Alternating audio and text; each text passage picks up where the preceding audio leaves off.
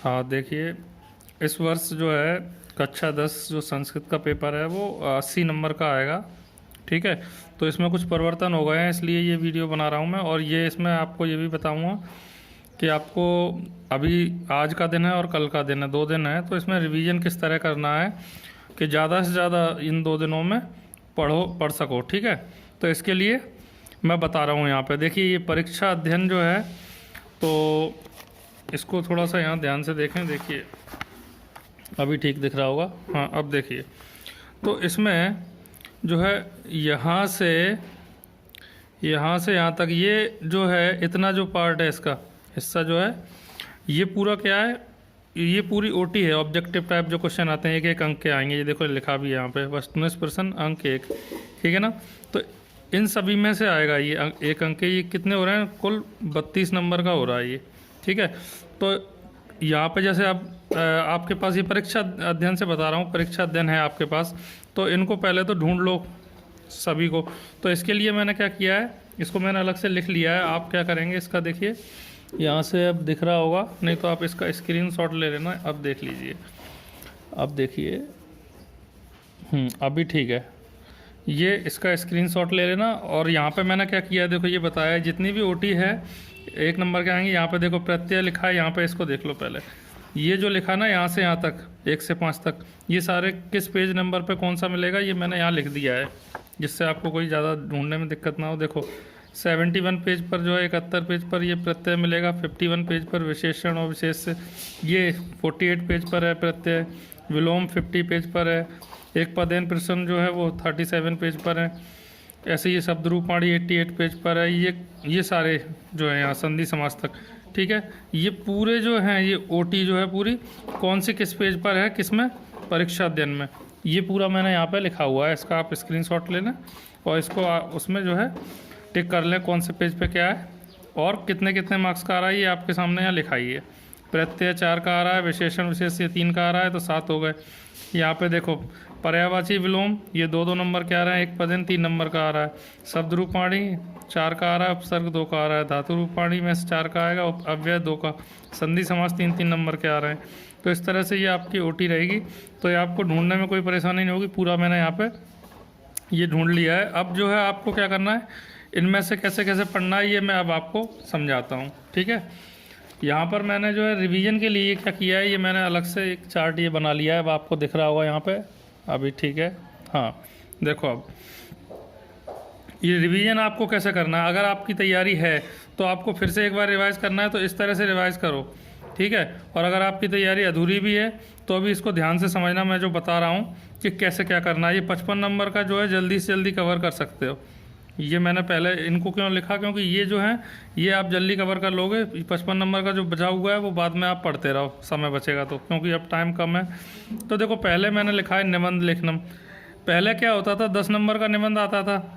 ठीक है, तो अब मैंने जो है, मेरा जो चैनल है उस पर निबंध 4 दिए हुए हैं, आप उन 4 निबंध को कर लेंगे, काफ़ी है। निबंध के लिए मैं यहाँ पे एक बार दिखा देता हूँ। और देखिए निबंध आखिरी में जो दिए हैं, आपको निबंध कौन कौन से करने हैं, देखो यहाँ पे ये एक तो ये सदाचार का, ठीक है, महाकवि कालिदास का कर लेना। और ये संस्कृत भाषा का निबंध है, सदाचार का नहीं है उसमें चैनल पे, महाकवि कालिदास का आपको मिल जाएगा। ठीक है, और ये 2 निबंध और देख लेना, उत्सव दीपावली और मम दिनचर्या। अगर मान लो आपको अभी निबंध याद नहीं है और अभी याद करने, तो आप ये मम दिनचर्या सरल रहेगा, मैं आपको बता दूं, दीपावली सरल रहेगा, और ये आपको ये भी सरल लगेगा, संस्कृत भाषा वाला। ठीक है, और महाकवि कालिदास, ये 4 निबंध तो आपको करने ही करने हैं। ठीक है, अब यहाँ पे ये बता दूं, क्योंकि केवल 4 नंबर का है। ठीक है, तो अगर तुम्हें बिल्कुल याद नहीं है तो 5 लाइन याद कर लेना। कितनी लाइन, 5 लाइन याद कर लेना। ठीक है, और अगर तुम्हें याद है तो 8 लाइन तैयार कर लेना। उसमें मैंने लाइन बाय लाइन लिखा बताया है, जो मेरे चैनल पे आप जाओगे तो प्लेलिस्ट में जाके आप देख लेना, 10-12 वीडियो संस्कृत के पहले के बने हुए हैं, तो वो आपको काम आएंगे। तो यहाँ पे आपको अगर याद अभी तक नहीं है निबंध, तो 5-5 लाइन कर लेना, और आपको पहले से याद है तो 8 लाइन, आपको 8 लाइन लिख के आना है, तो 4 नंबर आपको आराम से मिल जाएंगे। ठीक है ना, अब आते हैं इस पे अपठित गद्यांशम। निबंध कैसे याद करना वो मैंने समझाया हुआ है चैनल पे, कोई दिक्कत नहीं। अपठित गद्यांश भी आपको मिल जाएगा चैनल पे, इसको यहाँ पे भी देख लेते हैं। इस तरह से आएगा ये कुछ, देखिए ये इस तरह से कुछ आता है। देखो ये अपठित गद्यांश, जैसे इंग्लिश में पैसेज आते हैं उसी तरह से ये अपठित गद्यांश होते हैं। ये क्या होते हैं, पार्ट से नहीं लिए गए होते हैं, पार्ट से अलग से लिए गए होते हैं। यहाँ पे ये देखिए एक पूरा पैराग्राफ टाइप का लिखा है, अनुच्छेद बोलते हैं इसको। और इसमें तो इस ये गद्यांश, उपरोक्त गद्यांश में देखो इसमें से प्रश्न दे दिए, इसी में से इसके उत्तर ढूंढने होते हैं। तो ये आप जो है परीक्षा अध्ययन में जो दिए हैं उतने आप एक बार ढंग से देख लेना। इसका एक वीडियो भी है, आप मेरे चैनल पर देख सकते हैं, ठीक है। उसमें मैंने समझाया है कि आपको कैसे ढूंढना है, तो ये देख सकते हो। तो आपका यहाँ पे क्या है, ये 4 नंबर यहाँ कवर हो रहे हैं। ये अब यहाँ पे देखो सबसे बड़ी बात ये समझो कि यहाँ पे अगर आपको अभी तक याद नहीं तो 5-5 लाइन याद कर लोगे तो 5 लाइन याद करने में बिल्कुल टाइम नहीं लगेगा। आप मेरे चैनल पे देख लेना, मैंने बहुत सरल तरीका बताया है, ठीक है ना। तो ये निबंध आपके 4 नंबर के हो जाएंगे, अपठित गद्यांश ये 4 नंबर के हो जाएंगे। ये आप इतना काम तो आप 1-1.5 घंटे में कंप्लीट कर सकते हो। इसके बाद पत्र लेखन पे आ जाओ। पत्र लेखन में कोई 4 पत्र कर लेना। पत्र लेखन में देखो एक तो ये कर लेना स्थानांतरण वाला, ठीक है, और 3 पत्र और कर लेना। एक तो ये कर लेना अवकाश वाला, ठीक है, और ये वाला करना है आपको छात्रवृत्ति के लिए, और ये शुभकामना पत्रम। बस 4 कर लेना। इनको याद करने में कोई दिक्कत नहीं, देखो 2 लाइन के ही हैं, छोटे छोटे बहुत। बस इसका ये फॉर्मेट याद रखना, यहाँ पे कैसे लिखना है आपको, ठीक है। यहाँ पे ये भवदीय करके लिख देना है और यहाँ पे दिनांक डालना है, ठीक है ना। और यहाँ पे ये 2 लाइन 2-2 लाइन याद करनी है, कोई ज़्यादा नहीं है। तो ये 4 पत्र आपको याद करने हैं, जिसमें से एक आपको आराम से मिल जाएगा और आपके 4 नंबर यहाँ पे कंप्लीट हो जाएंगे। तो इसको अगर आपको पहले से याद है तो अच्छा है, नहीं तो इसको भी 1 घंटे में कंप्लीट कर सकते हो आप, ठीक है ना। तो ये इतना कंप्लीट करने से देखो 12 नंबर का कंप्लीट करने में तुम्हें 2-2.5 घंटे में अगर हो जाएगा, अगर याद नहीं है तो। और पहले से याद है तो और कम समय लगेगा आपको। आगे देखें तो ये यहाँ से इस तरह से आप याद पढ़ेंगे तो ज़्यादा अच्छा रहेगा। फिर आपको श्लोक देखना है। श्लोक में क्या करना है, श्लोक का भी मेरा एक वीडियो है, उसको देख लेना, पहले से ही अवेलेबल है। और श्लोक में आपको 4 श्लोक याद करने हैं। 4 में से ये होता है अगर प्रश्न पत्र में कोई 2 आ भी गए तो आपको 4 तो याद होने ज़रूरी है। तो जो भी आपको सरल लग रहे हो 4 श्लोक आप छांट लेना और याद कर लेना। और लिख लिख के देखना है, विशेषकर आपको सभी चीज़ें लिख लिख के देखनी है। देखो निबंध भी लिख के देखना है, क्योंकि लिखित में गलती नहीं होनी चाहिए, और इसमें गलत नहीं होंगे तो आपके जो नंबर हैं पूरे मिलेंगे, इसमें मार्क्स नहीं कटते हैं। पत्र को भी लिख लिख के देखना है, क्योंकि संस्कृत है, लिख के ऐसे ही इनको भी लिख के देखना है। श्लोक भी लिख के देखना है। अब इसके बाद आपको क्या करना है, यहाँ तक आ जाओगे तो 16 नंबर का कवर कर लोगे, ये ज़्यादा समय नहीं लगेगा, ठीक है ना। फिर रिक्त स्थान, पाठ में दिए गए रिक्त स्थान, तो ये आपको रिक्त स्थान करना है। तो देखिए यहाँ पे मैं बता चुका हूँ, इसको एक बार और देख लो। यहाँ पे देखो, यहाँ आप दिख रहा होगा आपको, देखिए रिक्त स्थान 47 पेज पर है। इसका भी स्क्रीनशॉट ले लो। तो यहाँ से ये पेज नंबर लिखे हुए हैं, ये सब पेज नंबर लिखे हैं, किस पेज पे कौन सा है, ठीक है ना। तो ये रिक्त स्थान जो है ये आपको 47 पेज में मिल जाएगा, और उसके पूरे रिक्त स्थान कर लेना, 3 नंबर आपके पक्के हो जाएंगे। इसमें ज़्यादा रिक्त स्थान नहीं है, शायद 30 दिए हैं, ऐसे ही कुछ दिए हैं। तो आपके ये कितने नंबर पक्के हो जाएंगे, पूरे 3 नंबर आपके बिल्कुल पक्के हो जाएंगे, ठीक है ना। अब इसके बाद आता है पर्यायवाची विलोम। ये मैंने इसके बाद आता नहीं, ये अब करना है इसके बाद। मतलब मैंने तुम्हें ये बताया कि कैसे कैसे करते जाना है। पहले तो रिक्त स्थान ये हो जाएंगे, 3 नंबर पक्के हो जाएंगे। यहाँ आपको ज़्यादा समय नहीं लगेगा, आधे घंटे 30 मिनट में, या मान लो चलो 1 घंटे में भी अगर ये कर लोगे तो 3 नंबर तुम्हारे बिल्कुल पक्के हो जाएंगे। पर्यायवाची और विलोम, इन्हें याद करने में ज़्यादा समय नहीं लगेगा, ये थोड़े ठीक भी लगेंगे, सरल लगेंगे। ये 2-2 नंबर के आ रहे हैं कुछ ऐसे ही, ठीक है। और ये 3 नंबर का आएगा, ठीक है। तो 1 पद वाले प्रश्नोत्तर जल्दी याद हो जाते हैं, तो ये 7 नंबर का आपका कवर हो जाएगा, ठीक है ना। ये ओटी में ही आएगा, ये सब ओटी टाइप में ही आएगा ये, ठीक है। अब ये विशेषण विशेष जो है ये भी ओटी का ही हिस्सा है, ये 3 नंबर का है। ये थोड़ा सा ही दिया हुआ है गाइड में, उतना कर लोगे। देखिए परीक्षा दिन में जो दिया है उससे बाहर पेपर नहीं आता, उतने से पेपर आ जाता है। संस्कृत ज़्यादा टफ नहीं देते पेपर, ठीक है ना। तो इसका भी मैंने पेज नंबर बता ही दिया है उसमें कितना है। अब इसके बाद आते हैं अपन, आ जाओ उपसर्ग याद कर लेना, उपसर्ग थोड़ा सरल लगेगा आपको, ठीक है। फिर संधि समास करना है, ये 3-3 नंबर के आते हैं। अगर किसी को याद नहीं हो रहा है, इसमें टाइम लग रहा है, तो छोड़ दो, फिर पार्ट के प्रश्न उत्तर। एक पदेन तो वहीं कवर हो रहे थे, ठीक है, इसमें एक पदेन ये, और बाकी के जो उससे थोड़े बड़े एक वाक्य जिसको बोलते हैं, वो 2-2 नंबर के यहाँ पे आएंगे। 6 आएंगे क्वेश्चन, 6 प्रश्न आएंगे और 2-2 नंबर के आएंगे, तो 6 × 2 12 नंबर के हो गए, ठीक है ना। 6 प्रश्न उत्तर आएंगे एक पद वाले, एक पद नहीं, एक वाक्य, पूरा एक वाक्य होता है जिसमें, ठीक है। तो इनको उसके बाद इनको रिवाइज कर लेना, ये पहले से ही याद होंगे आपको, और अगर नहीं भी हैं तो आप उसमें से जो है क्वेश्चन आंसर जैसे सेट में कैसे दिए हैं उसमें से छांट के आप 15-20 क्वेश्चन तो कम से कम कर ही लें मेरे ख्याल से, ठीक है।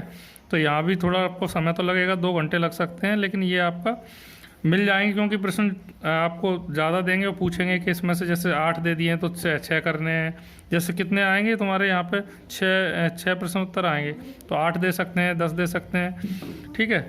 अब इसके बाद आता है गद्यांश और पद्यांश, इसका भी हम चेक कर ही लेते हैं। अभी जो आदर्श प्रश्न पत्र दिया है उसमें चेक कर लेते हैं ज़रा। ये देखो, ये तो आ गया एक प्रश्न उत्तर का ये दिया है, ठीक है। हाँ, इस टाइप से आपके प्रश्न उत्तर पूछे जाते हैं, यहाँ पे दिए हुए हैं, ठीक है ना। तो ठीक है, ये तो प्रश्न उत्तर तो करने ही पड़ेंगे याद। आगे चलते हैं, देखो अब ये इस टॉपिक पे देखो ध्यान से, गद्यांशम और पद्यांशम, ठीक है। तो गद्यांश पद्यांश जो होते हैं ये एक पैसेज की तरह ही होते हैं, जैसे इंग्लिश में पैसेज होता है वैसे ही संस्कृत में गद्यांश पद्यांश होते हैं, ठीक है। जो है पाठ में से एक जो है पैराग्राफ लेंगे और उसको वो लिखा होगा, ठीक है। अब उसमें प्रश्न उत्तर दे देंगे, प्रश्न दे देंगे और उसी में से ढूंढ के आपको उत्तर लिखने होते हैं, ठीक है। तो इसको भी हम समझते हैं अभी, ठीक है। देखिए मैं गद्यांश आपको बता रहा था संस्कृत में गद्यांश कैसे करने हैं। तो ये देखिए पेज नंबर 24 पे परीक्षा दिन में इस पार्ट 2 से मैंने यहाँ पे देखिए 3 नंबर का पूछा जाता है गद्यांश। तो इस तरह से आता है, ठीक है ना, इस तरह से। तो ये आपको लिखा हुआ मिलेगा इस तरह से, ठीक है। जैसे मैंने बताया था ना इंग्लिश में जैसे पैसेज होते हैं वही है। और ये देखो इसके प्रश्न पूछे गए हैं और ये इसके उत्तर लिखे हुए हैं, ठीक है। अब इसमें क्या होता है, जैसे 3 में से 2 नंबर लाना तो काफ़ी आसानी है, क्योंकि अगर मान लो ये कुछ छूट भी जाएगा तो आपका 2 नंबर का कैसे आसान है मैं आपको बताता हूँ। जैसे ये सब लिखा है अभी मैंने, अब इसको यहाँ से सीधे क्वेश्चन देखो पहले। तो मैं संस्कृत नहीं आ रही बिल्कुल, कोई बात नहीं, आप देखो मैं तुम्हें आइडिया बताता हूँ थोड़ा सा। इसमें लिखा है देवलाख्यो ग्रामा को वसति इसम, ये लिखा है। अब देखो यहाँ पे ग्रामा से पता चल रहा है गाँव, उस गाँव में कौन वसति मतलब कौन रहता था। तो रहता तो देखो अस्ति देवलाख्यो ग्रामा तत्र राज सिंह नाम राजपुत्रा वसति इसम। देखो ये पूरा यहाँ से राज सिंह नाम राजपुत्रा वसति इसम, पहले का आंसर तुरंत यही मिल गया। देखो वही लिखा है, देखो कौन रहता था वहाँ पे, राज सिंह नाम राजपुत्रा वसति इसम। ये आपको इतना यहाँ से सीधे सीधे देखो यही मिल गया। तो ये एक आपको मिल गया क्वेश्चन का आंसर। अब देखो तस्य भार्या, भार्या माने पत्नी होती है। अगर नहीं भी पता इसका आपको उच्चारण, मतलब उच्चारण कह रहा हूँ, इसका आपको अर्थ नहीं भी पता तो भी आप इसको ऐसे ही भार्या कहाँ लिखा है ये ढूंढ लो। तो देखो यहाँ पे आप देखेंगे आगे तो ये लिखा है, देखो भार्या, ठीक है। तो देखो तस्य भार्या बुद्धिमती, उसकी जो भार्या थी ये बुद्धिमती थी। तो देखो यहाँ पे लिखा भी है तस्य भार्या बुद्धिमती आसीत। तो यहाँ पे तस्य भार्या, उसकी भार्या यानी पत्नी कौन थी, उसकी पत्नी बुद्धिमती थी, उसका नाम बुद्धिमती था। तस्य भार्या बुद्धिमती आसीत। और यहाँ पे भी देखो मिल गया, देखो भार्या सब ढूंढते ही ये मिल गया, तस्य भार्या बुद्धिमती, और इसके बाद ये आसीत लगा दो यहाँ पे। ये नहीं तो खाली बुद्धिमती भी लिख दोगे तो अभी तुम्हारा कोई दिक्कत नहीं है, अगर खाली बुद्धिमती लिख दोगे, ठीक है। अब तीसरा देखो सा कम दर्दस, दर्दस। अब दर्दस शब्द ये रहा, देखो सा कम दर्दस।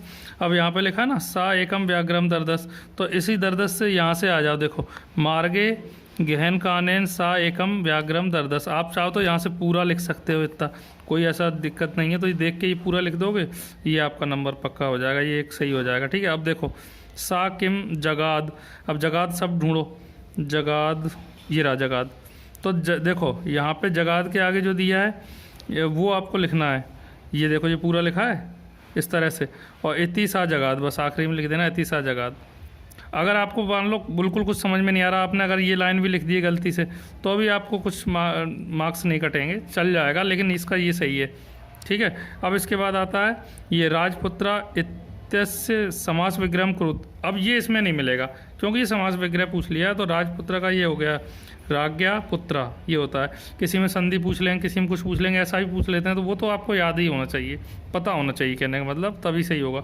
अगर मान लो चलो इसको मैं हटा भी दूं और ये 4 अगर आपको ऐसे ही करके अगर बिना ज़्यादा कोई मेहनत के आपको क्या करना है, देखो इनको ऐसे जो गद्यांश हैं आप 5, 6, 7 पढ़ के जाइए परीक्षा अध्ययन से, उसमें आपको 1 घंटे का समय लग जाएगा पढ़ने में, 1 सवा घंटे, लेकिन वो आपको 3 नंबर में से आपके 2 नंबर तो आपके पक्के हो ही जाएंगे।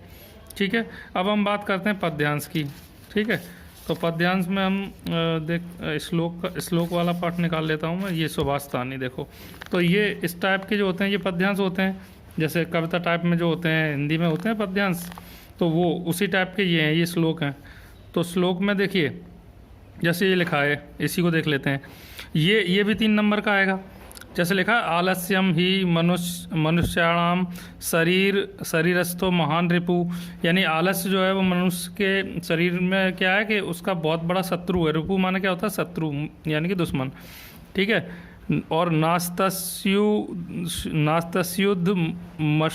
मशमो बंधु कृत्वा यम नवशीदत दति। ठीक है, और इसका मेरे को जो है हिंदी अर्थ थोड़ा पता नहीं है, लेकिन अब इसको करना कैसे ये समझ लो। चलो ठीक है, अब देखो यहाँ पे ये ऊपर की लाइन तो मुझे क्लियर हो रही थी, इसमें देख लो करना क्या, तुम यहाँ देखो किम मनुष्याणाम शरीरस्थो महान रिपु। ठीक है, अब मनुष्य के शरीर का जो महान रिपु कौन है, तो यहाँ पे ये पूरी लाइन लिख दो आलस्यम। अगर अकेला ये आलस्यम भी लिख दोगे तो अभी नंबर मिल जाएंगे तुम्हें। तो आलस्यम ही ये पूरा यहाँ पे भी देखो लिख दिया है उत्तर में, क्या लिखा है देखो, आलस्यम ही मनुष्याणाम शरीरस्थो महान रिपु। ठीक है, दूसरा क्या, आलस्यम ही केशम, किस तरह से वो महान जो है दुश्मन है, तो वही लाइन फिर से लिख दो यहाँ पे, चल जाएगा। ठीक है, अब इसके बाद यहाँ पे लिखा है कस्य समो बंधु नास्ति, किसके समान कोई बंधु यानी कि भाई नहीं है। ठीक है, बंधु मान भाई होता है, तो किसके समान कोई भाई नहीं है, तो यहाँ लिखा है देखो, ये लिखना है आपको उद्धम समो। उद्धम समो, तो उद्धम समो का मतलब यहाँ पे इसी में आ गया है, नास्तस्युद्धमो समो, ये बंधु, ये पूरा लिख देना तुम लोग। यहाँ पे तो ऐसा नहीं लिखा, लेकिन तुम्हें वहाँ पे ये लिखा मिलेगा, तो ये पूरा लिख दोगे तो आपको इसका नंबर मिल जाएगा। ठीक है, इसका मतलब ये है, उद्धम का मतलब होता है मतलब परिश्रम करना, अगर परिश्रम आप करते हैं उसके समान कोई बंधु नहीं है, तो इसका मतलब तो यहाँ ये हो गया। नास्तस्य मतलब नहीं है, किसका, परिश्रम के समान कोई भाई नहीं है, ये इसका मतलब यहाँ आ गया समझ में। ठीक है, अब देखो ये नेक्स्ट जो क्वेश्चन है वो क्या, कृत्वा यम कथम। अब देखो कथम कृत्वा से ये देखो यहाँ पे मिल रहा है कृत्वा, ये वर्ड मिल गया, शब्द एक ढूंढ लिया करो, कृत्वा मिल गया, तो कृत्वा यम ये देखो ये मिल गया, तो आगे बस ये जोड़ देना आपको, नाव सीदती, तो आंसर देखो यही आ रहा है, कृत्वा यम नाव सीदती। ठीक है, क्वेश्चन से आपको कृत्वा यम यहाँ मिल गया, इसी के आगे का ये लिख दिया, ये पूरा उत्तर हो गया। ठीक है, अब इसके बाद आता है कृत्वा इति प्रकृतम प्रत्ययम चा ये प्रत्यय वगैरह ये तो याद करना पड़ता है। ठीक है, ये आपको इसमें नहीं मिलेगा। ठीक है, जैसे इससे पहले हमने गद्यांश किया था उसमें था, तो ये इसका याद कर लेना। तो ऐसे आपको मान लो 3 में से 2 नंबर का ये भी आपको बड़े आराम से आप लिख सकते हैं, लेकिन इसमें थोड़ा आपको देख के जाने पड़ेंगे घर से, जो है इसमें से भी 8-10 आप पद्यांश देख लेंगे तो ज़्यादा अच्छा रहेगा। तो इसमें से आपको एक आध मिल जाएगा। अगर आप मान लो आपको समय नहीं मिल पाता है, और तो भी आप क्या करना, मैंने जो तरीका बताया है, जैसे मान लो ये 5 दिए हैं, 5 में से आपने अगर 2 भी ढूंढ लिए तो आपको 1 नंबर तो मिल ही जाएगा कम से कम। ठीक है ना, तो इस तरह से आपको ये करना है। तो अब हम अपने वहीं फिर पहुंचते हैं जहाँ से मैं बता रहा था। देखो गद्यांश पद्यांश आप कर लोगे, 3-3 नंबर के आते हैं। तो मान लो अगर इसमें 2-2 भी आ गए तो 4 नंबर ये कवर हो जाएंगे। इसमें आपको रटना कुछ नहीं है, सिर्फ देख जाना है, एक बार देखना ही है खाली। ठीक है, उससे आपको आइडिया लग जाएगा। ठीक है, और अगर आपका पढ़ा हुआ आ गया तो पूरे 3 के 3 मिल जाएंगे, इसमें भी 3 के 3 मिल जाएंगे। अगर आपका पढ़ा हुआ आ जाएगा, अगर आप 5-5 गद्यांश 5 पद्यांश पढ़ के जाते हैं, उनमें से एक आ गया तो आपको और अच्छा रहेगा। तो इस तरह से आप रिवीजन करते हैं तो ये 55 नंबर का आप कवर कर लेंगे। ये आप अगर आज जो है 7-8-10 घंटे में आप इसको कवर कर लेंगे, आराम से कर लेंगे। 55 नंबर का आप कवर कर लेंगे। मैं समझता हूँ थोड़ी बहुत गलती होगी तो आपके 45 या 50 के आसपास मार्क्स आपके आराम से आ जाएंगे इसमें। ठीक है, फिर जो बच रहा है आपका कितने 25 नंबर का और बचेगा फिर, ठीक है ना। तो ये 25 नंबर का फिर इसको आप कल जितना समय मिले उसमें जितना समझ में आ जाए याद करना, नहीं तो आपका ये तो पक्का हो ही जाएगा, तो आप बिल्कुल चिंता मुक्त हो जाओगे। तो आज आपको ये काम करना है जो मैंने आपको ये बताया है, इसको भी आप जो है स्क्रीनशॉट ले लें और इसको लिख लें कि मुझे कैसे कैसे रिवीजन करना है। इसमें से भी आपको जो कहीं कठिन लग रहा है तो उसको छोड़ के आगे बढ़ जाना। तो इसमें से आपको इस तरह से इतना काम आज आपको कंप्लीट करना है, ठीक है। ये काम आज कंप्लीट करो, फिर कल के लिए जो है इसके बाद का जो है वो आपको करना है, ठीक है ना। और इसके बाद आपको आखिरी में क्या करना है, 2 सेट और आप इसके जो सेट दिए हुए रहते हैं ना, मॉडल क्वेश्चन पेपर आगे दिए रहते हैं, ये आपको यहाँ पे ये दिए रहते हैं इस तरह से, देखिए ये दिए ना आदर्श प्रश्न पत्र ये दिए हैं। तो ये आप कोई 2 सेट इसके तैयार कर लेना और लिख के देख लेना अगर समय मिल जाए कल तो, ठीक है ना। तो इससे क्या है आपको थोड़ा सा लिखने का आइडिया भी हो जाएगा मुझे कैसे कैसे हल करना है, ठीक है ना। वैसे इसमें जो समय मिलता है उतना पर्याप्त होता है, इतना समय काफ़ी है, ठीक है। तो ठीक है, तो परीक्षा के लिए बेस्ट ऑफ लक।